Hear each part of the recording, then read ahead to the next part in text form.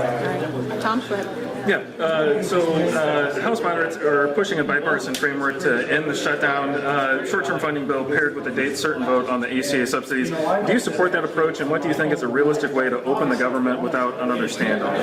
Well, I think right now in the Senate, they're working on it. The simplest thing is to get those 5 Democrats to the table, and they are working on a compromise. To my point about the ACA subsidies being expensive, we do need to control the cost of health care. We need to make sure health care is accessible, but we do need the government open to have that conversation. And so I think that we need to work together, both chambers, to find a solution that's tenable. A straight extension probably isn't going to fly in the Senate. We need to fix a lot of these underlying problems so that we can control the rising cost of premiums, which is the real problem. Another question I had, the Trump administration is asking a federal appeals court to block a judge's order requiring full SNAP benefits this month.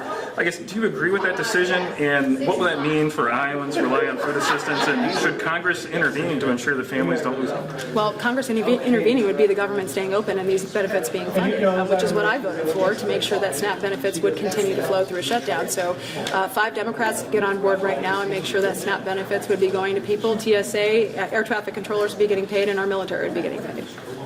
Jackson, do you have a question? Yeah, meeting with a crowd today that in a lot of ways statistically is more likely to be vulnerable from VA cuts, SNAP benefits not going out, government shutdown, a lot of different things. What's your hope in getting to meet with these people today? Yeah, well, I had a great conversation with a lot of these veterans and volunteers here at the Freedom Foundation, and I think my takeaway is that our office is standing willing to work and be ready to work as a great partner to make sure nobody's left behind, whether they've served our country or are another member of our community who is vulnerable, making sure that they understand what resources are available to them, both at the federal level on our casework side or here with the food pantry and the benefits that exist. So we need to work with partners that we trust in the community to make sure that we're taking care of our veterans since they've put their lives on the line for us. I want to ask a question. I'm not trying to point fingers when I ask this question. I think there's really 2 views to this. A lot of people say don't cooperate at all. A lot of people, and you heard both these views today, don't cooperate, and we like the fact that you're trying to cooperate. As a representative, what can you do to approach the government shutdown right now?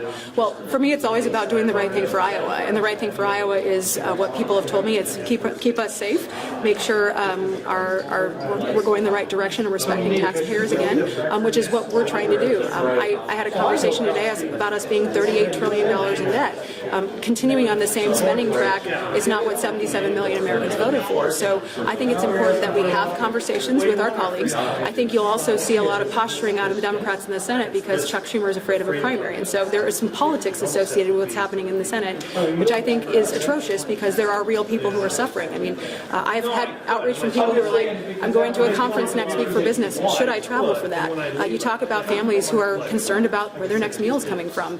They may not all know that a pantry is available and is an option for them. So the best option here is to be open to having those conversations, stop the chest pounding, and let's get to work.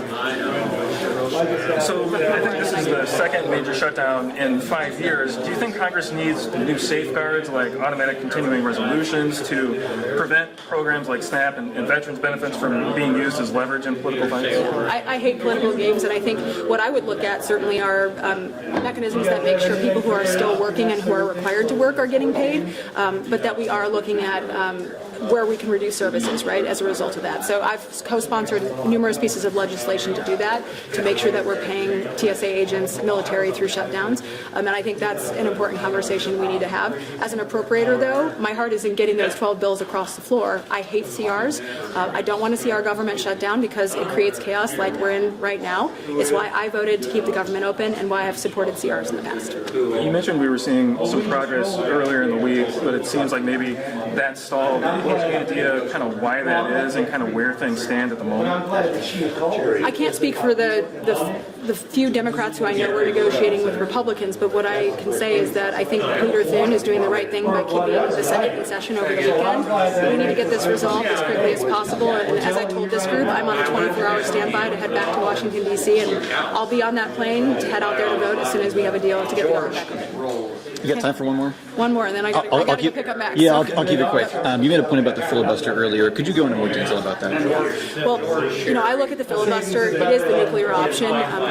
We are in a really tough time in our country where people don't seem to want to make a deal to get things done, and we've had to spend more money because the filibuster's in place. But I worry about what happens if the pendulum swings the other direction and what that means for our country.